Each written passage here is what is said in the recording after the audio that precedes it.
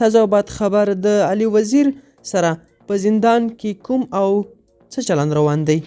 د علي وزیر د خلاصون دوسیه د 10 ورځو لپاره نور هم وځنډول شوه. دا چې ولې او په څه دلیل دوستانو که تاسو هم غواړئ چې پوه شئ نو راځئ جزئیات راسره هم دلته ترلاسه کړئ.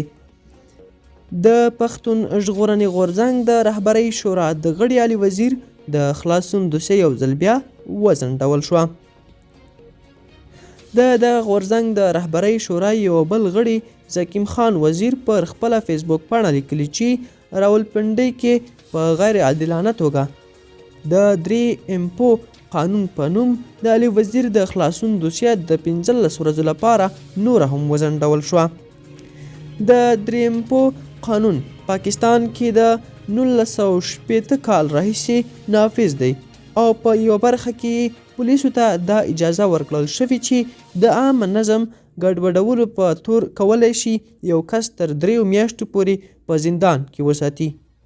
ځکه نو پاکستاني ادارې د دغه قانون څخه په ناسمه ګټه اخیستنه پښتانه فعالان او سیاسي مخالفین پرته له څه دوسیې نیسي او ځوروي یې.